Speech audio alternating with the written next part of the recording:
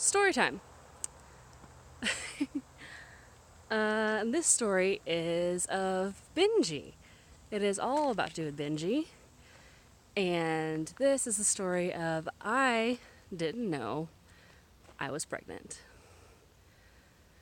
Nope, that's right. I did not know I was pregnant. I didn't know I was pregnant until about 4 hours before he was born. 4 hours. I had 4 hours to come to the conclusion that I was pregnant and I was about to give birth. And this comes with knowing that, stuff has happened earlier that year. Relationships gone bad, got back together, gone bad, that all jazz. So we actually were not talking at the time. And I was at college. I went to Shorter University. I'm not trying to give the college a bad name. I loved my college that I went to. At the time when Benji was born, it was my college that I wanted to go to. I had friends there. They were wonderful, they were beautiful in many different ways of my life. And this is heartbreaking because after I had Benji, I had to transfer. And so I woke up on October 26th, which is his birthday, at like 2 o'clock in the morning. And I had to go to the bathroom. And I was hurting. And I didn't know why. I was hurting. I was in my college dorm. I had classes the next day. Didn't know why I was hurting. Had no idea why I was hurting. So, headache, stomach ache, whatever. Took some Advil, which you're probably not supposed to do when you're pregnant. Went back to bed. Slept until about 8 o'clock that morning. Still had pain. Emailed my professors saying I wasn't going to come to class. I didn't feel good. I just wasn't feeling good. I had to lay down and whatnot. And I was talking with one of my friends at the time. He will remain anonymous. I was talking with one of my friends, and he was like, well, you need to go to the hospital. You need to go to the hospital if you're still having pain, and if not, I'm going to come get you at whatever. He worked like 30 minutes away, and he was going to get off at 5, so about 5:30. And I was like, okay, I'm going to go to the hospital. So I talked to my best friend, Courtney, and she said, okay, sure, I'll take you to the hospital. And she was going to church that night at one of the professors that worked at Shorter at his church. And so I didn't want her to miss that. Didn't want her to miss that at all. So I was talking to another one of my really good friends, another one of my best friends, and her name is Katie. So I was talking to Katie, and I knew she was going to college at close by. I forgot what college it was. Sorry, Katie. Georgia Highlands, I think it was. And so I know she was at the Rome campus. So I was like, okay. So Katie, can you come meet me? I'm at the hospital. I need you to come meet me. I don't feel good. Courtney has to go to church, so I don't want her to miss it. So she was like, that's fine, sure. I'll come meet you and we'll do whatever. So that's what we did. So Katie was there. I gotten back to the room. ER had happened. So I was already went through ER. And they had basically, as soon as I walked in, I was like, I'm having back pain, I'm having stomach pain, I don't know what's going on. Sorry for the lighting, guys. I don't know what's going on. I have no idea what's going on. Can you guys help me out? And they're like, sure. So they put me back in the ER. They put me back in one of the rooms.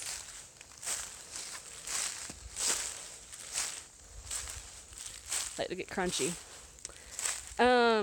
They put me back in one of the rooms. And Katie came and found me about 5 minutes later. And as soon as she found me, they rolled a sonogram machine in my room. And my reaction to "you're in labor" was the epitome of, I don't cuss a lot, guys, so I'm sorry. But it was, oh shit. You're pregnant and you have to give birth. Now, at this time, my mom didn't know I was pregnant. My dad didn't know I was pregnant. My brothers didn't know I was pregnant. My friends didn't know. At college, nobody knew. So that was a lot of fun to go through that. And so she got there. They immediately wheeled me up to labor and delivery. Katie was by my side the entire time, and I'm pretty sure I would not be able to get through that without her. And so, of course, I was still on my dad's insurance at the time, and so they called him, and they were like, your daughter's in the ER, and whatnot. So immediately, Mom's trying to get a hold of me, because she had a thought, not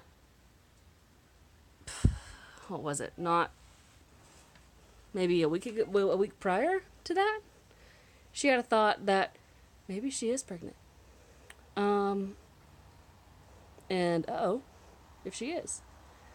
So that happened. And let me tell you, that was a hard phone call to take. It was a hard phone call to take because I answered the phone finally. Nurses and everybody kept asking me questions that I didn't know the answer to. Do you have a birthing plan? Do you plan to breastfeed? Do you plan to bottle feed? Do you do this? Do you do that? I'm like, I don't know. I didn't know I was pregnant. I had no idea that I was pregnant. No idea I was pregnant. Nothing. And these nurses and doctors kept asking me these questions. So finally they stopped. I didn't know this. Mom had a suspicion that I was. And so we ended up finally getting a hold of her. Her and Dad were already on the way. And we, so I answered the phone and she says, honey, you having a baby? And I said, yeah, that's the reason why I'm here, evidently. Didn't know. And so thankfully Katie was there to help me and to help me breathe and to help me get a little bit of sanity, which I didn't have any at the time. She held my hand through the whole thing. And Mom got there as soon as basically they were breaking on the table and Mom walked in the room. And I am so thankful for her for getting there in time and for Dad and them getting there in time. And so they had the baby, or we had the baby. Had it. That's what his name was it.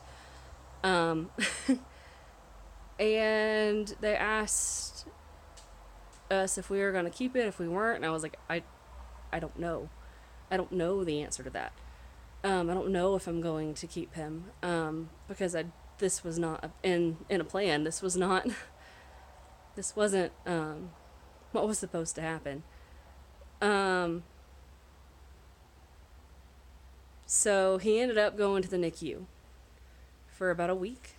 Or that night. He ended up going to the NICU that night. And because of his breathing and his lungs, so they had to get those checked out. He had to get those checked out, and I'm thankful that they did. He is super healthy now. And so, yeah, he went to the NICU. Me and Mom finally, we went to sleep and woke up, and we had a really hard conversation. Really hard conversation on what do we do? Do we keep him? Do we give him away? Because I didn't know at the time if I could do it. Mom didn't know that we could, if we could do it. Dad didn't know if we could do it. But I had a gut feeling that I couldn't. I couldn't with the hardships that it was, and me not even having a job at the time, and in school and everything like this, everything like that, and I knew that I just couldn't just let him go. I didn't want to let him go. And it was a hard, tearful conversation. So we decided that we were going to keep him. Which means that now, what do we do? So we walked down and we saw him in the NICU. And the doctors, thankfully, were so nice there at the Floyd Medical Center, which is where he was born.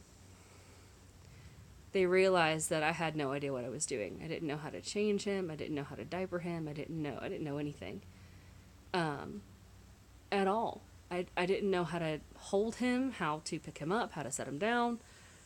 And he had all these wires on him, and trying to check his breathing and everything. And so when I ended up getting discharged, they moved him into a room where they could still keep track on him, they could still monitor him, but not in the NICU. So they put him on the pediatric floor for me to be able to stay with him and to learn how to take care of him. Or learn how to change a diaper, how to put on clothes, and whatnot, and they were there to help me if and when I needed it. Funny story is that he did not have a name until he was born on a Wednesday. He did not have a name until Saturday night. And I'm pretty sure we still called him It for the first month that he was alive. Yeah, and it was just my family that knew at the time. I ended up not telling his dad or his father that he was born until later. He found out through a family member later. And that's another story for another day. But I did not know I was pregnant. And he was a healthy little boy. Named him Benjamin. And my grandmother, she went and looked up what the name Benjamin meant. And it was the son of my right hand. And